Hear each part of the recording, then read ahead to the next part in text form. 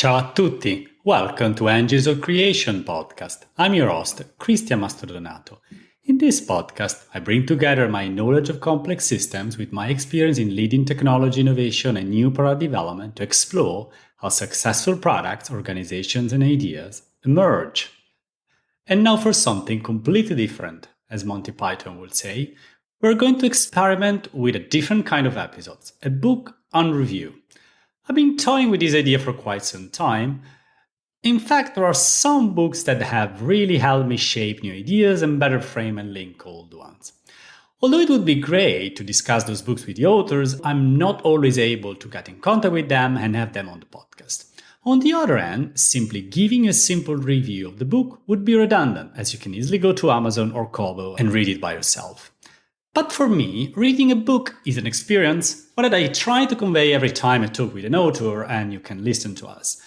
And I believe it is valuable to discuss the content of these books and possibly convince you that they are worth your time to read. In fact, you should never be satisfied with what I'm going to say. Reading the books is always the best choice. We'll start with a book that I recently read, which has been truly eye-opening for me. The book is called How Big Things Get Done by Flyvbjerg and Gardner. The subtitle of the book is The Surprising Factors Behind Every Successful Project from Home Renovations to Space Exploration. Interestingly enough, for me, these facts were not that surprising, as I have encountered most of them in the different projects I've worked on throughout my career. However, seeing them all presented in this clear and concise way brought a completely different perspective, which was indeed surprising. Furthermore, I'm excited to delve deeper into megaprojects, which are a great example of applied complexity. I plan to have some future guests who can provide insights on this topic, and this book serves a perfect backdrop for those future conversations. Stay tuned to find out more, and if you haven't already, please hit the subscribe button now. Instead of discussing the core takeaways or sharing my impression about the book, I will start from the end, specifically the final chapter known as the Coda. I want to focus on the 11 heuristics for better project leadership that are presented in this chapter and how they relate to concept of complexity thinking and effective management in a broader sense. I encourage you to read the book to fully understand how the authors developed this heuristic, as that is the true strength of the book. By discussing the end, I aim to provide you with some food for thought without spoiling any major detail, which sounds a bit counterintuitive, but in this case, it actually makes sense, trust me. So the first heuristic is called Hire a Master Builder. Now, that is an interesting one to me because I have never liked linking the success of a project to a single person. I despise personally the hero culture, and I believe that the true power lies within the team and its self-organization capabilities. While I understand the importance of having a leader with practical experience in similar projects and knowledge of potential challenges, the authors indirectly acknowledges that the key role of this leader is to assemble the right team. And this leads to the second heuristic, get your team right. In fact, he quotes Ed Catmull, co-founder of Pixar, who says, give a good idea to a mediocre team and they will screw it up. Give a mediocre idea to a great team and they will either fix it or come up with something better. Although I would have liked to hear something about self-organizing teams and T-shaped professional, I understand that as someone from a civil engineering background, which is naturally more traditional, he may lack language and culture to delve deeper into team organization. However, he more than makes up for it with the following rules. In fact, he presents another heuristic titled Ask Why. This means never losing sight of the final objective of your project.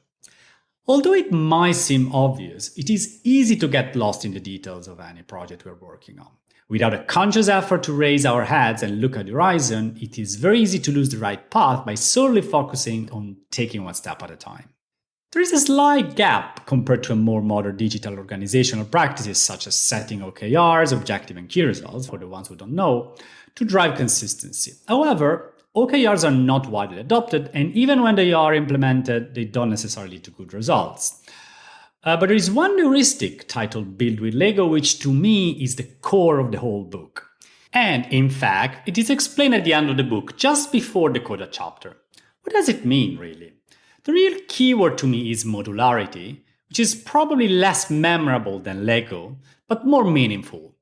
There was a nice exponential view chart published in April about modularity, by the way. Hence, the secret is that successful projects are the ones based on modular, repeatable, and scalable components.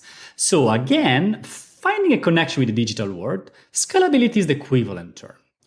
The core of a scalable architecture is breaking it up into smaller, repeatable chunks, in fact. Someone might say microservices, but they wouldn't be entirely correct. Well, clearly chunk isn't really correct either, but this is not the episode to have this conversation. So to me, to sum up, this was a moment of revelation. We can apply the scalability principle outside of the digital world by building solutions with modular components. And this is a critical success factor. The best example of this is in the energy sector. Solar photovoltaic power plants are getting exponentially cheaper and bigger year after year because they are based on thousands of small and cheap modular pieces.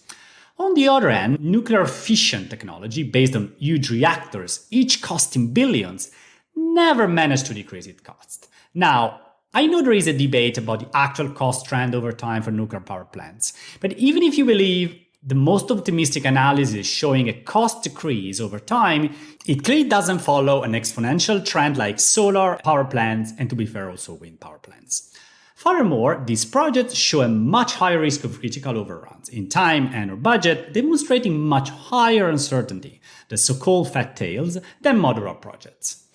Interestingly, the second type of project with the highest uncertainties were IT projects, which apparently contradicts my previous point about scalability in digital products. But unfortunately, having microservices doesn't guarantee a scalable system. And I'll leave it there for today.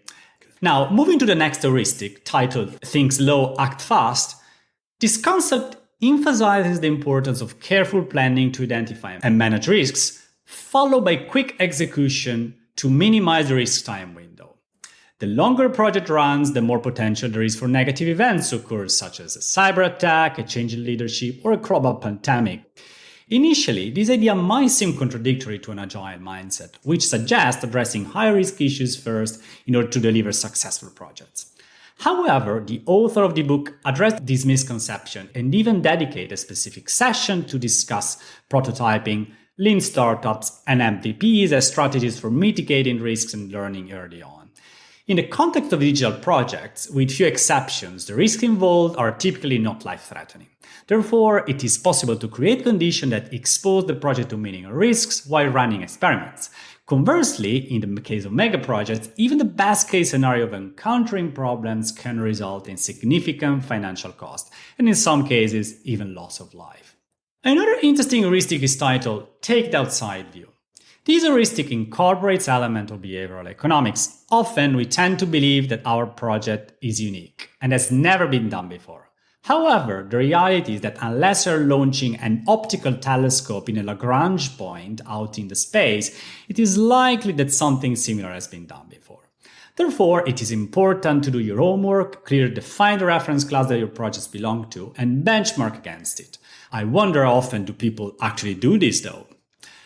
Another one of the heuristics presented in the book, which is titled Watch Your Downside, shows a strong connection with the concept of ergodicity, as explained by Luca Dell'Anna in episode 4 of this podcast. The idea is to expose yourself to reversible risks as much as possible. Surprisingly, the book does not mention the words ergodic or ergodicity, even though Taleb refers to them several times when discussing the management of extreme risks. However, even without explicitly mentioning it, this concept is crucial for the survival and success of your project. If your project does not survive, it will not reach its goal.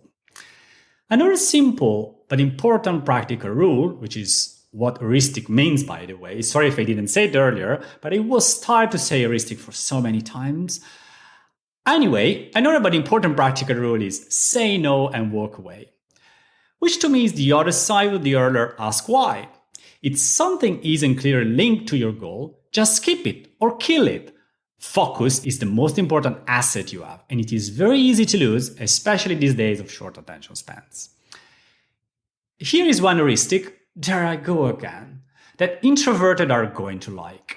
Make friends and keep them friendly. Of course, I was joking, introverted. But if you don't do that, you're never going to succeed. We like to think we are the coolest kids in town, and our projects are never going to have problems. But when the town gets hit by an asteroid, if you don't have friends among the important stakeholders, you're never going to get the help you need to fix the issues. Now, this rule is a bit odd. Build climate mitigation into your project. Even if I completely agree in principle, and actually extreme climate events are becoming more and more relevant risk factors in projects of any kind and size, it is presented a bit more like a grease-washing exercise here in the book, and it felt a bit out of place and out of flow, to be honest. But last but not least, know that your biggest risk is the eternal reminder that your psychological and behavioral biases are more often than not what are going to make you collectively and as an individual fail. So keep them in check. By the way, if you have never read Thinking Fast and Slow by Daniel Kahneman, I think you should do it. Now, to sum up, overall this book to me was a refreshing way to look at traditional project management. And when I say traditional, I mean waterfall style project with physical infrastructure to be built.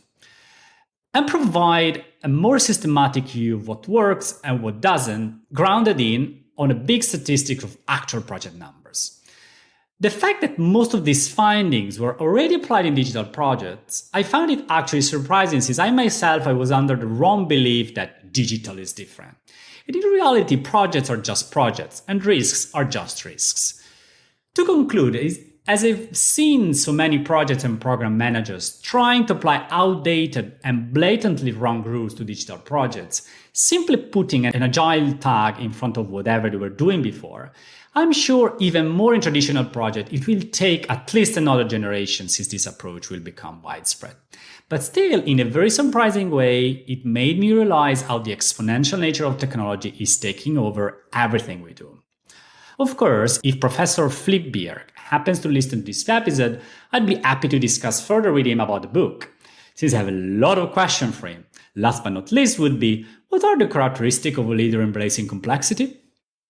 Thanks for tuning into this episode of Engines of Creation. I hope you enjoyed this analysis and comment of the last chapter of How Big Things Get Done, and I hope you're going to read this book afterwards. If you want to learn more, be sure to follow Engines of Creation and leave us a rating and a review. And don't hesitate to share this episode on social media and with friends and colleagues who might be interested. If you have any questions, comments, or feedback, feel free to reach out to enginesofcreation@mastrodonato.co. I'll be glad to continue the conversation.